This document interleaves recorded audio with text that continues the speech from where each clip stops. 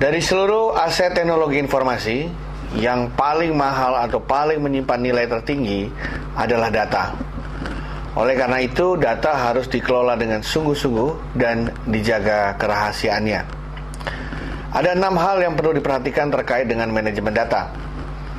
Yang pertama adalah memilah-milah data atau mengklasifikasikan data sesuai dengan tingkat kebutuhan bisnis atau kebutuhan manajemen.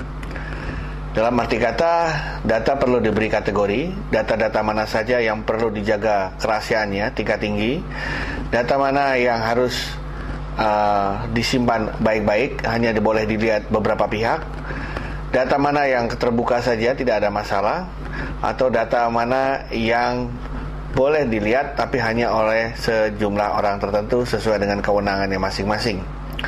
Jadi yang pertama harus ada klasifikasi data untuk membedakan data mana yang harus dikelola secara biasa dan mana yang harus dikelola secara istimewa.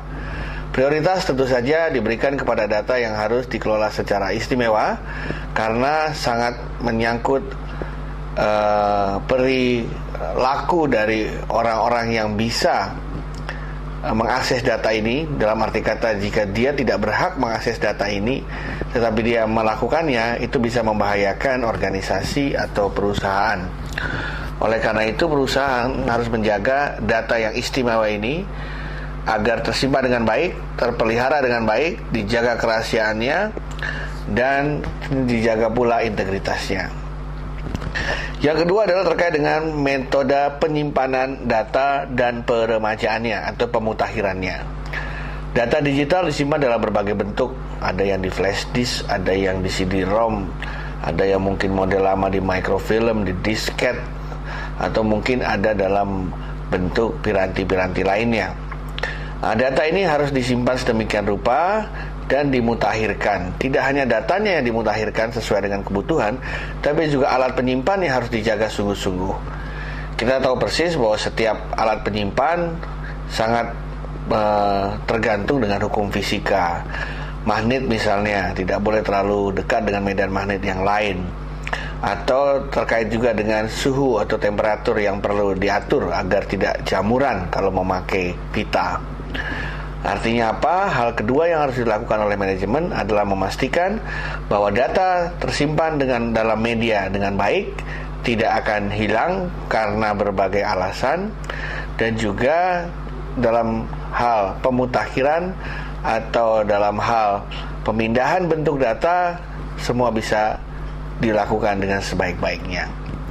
Yang paling penting terutama jika data dimigrasi dari sistem lama ke yang baru, tentu saja harus dilakukan dengan metodologi yang baik.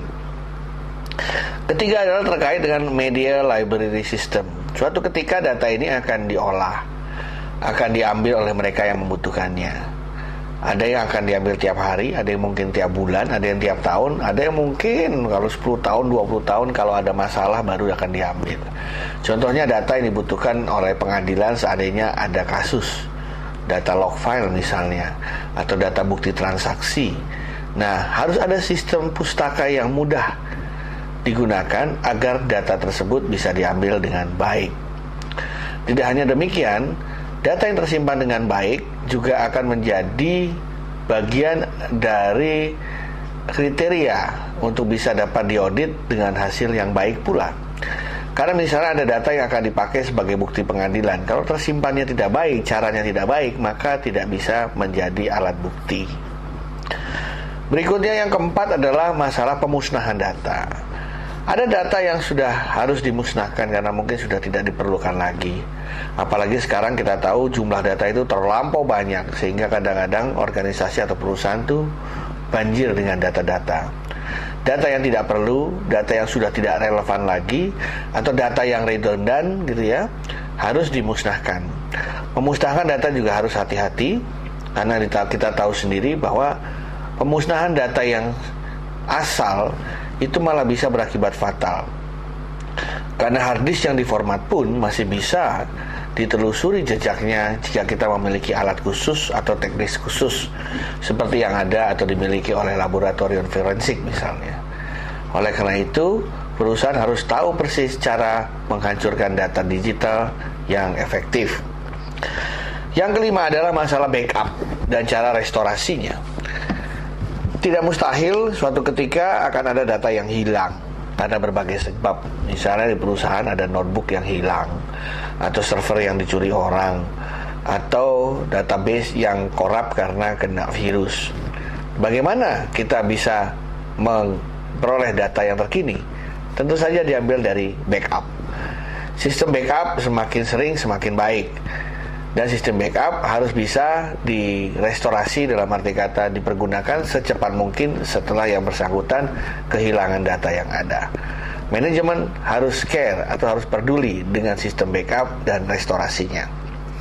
Last but not least, tentu saja yang kita ketahui paling penting adalah masalah keamanan data. Data harus diamankan dalam berbagai bentuk, mulai dari data mentah yang dienkripsi atau disandikan, hingga pada data yang disimpan ke dalam hard disk atau ke dalam media penyimpanan yang dijaga pula security-nya.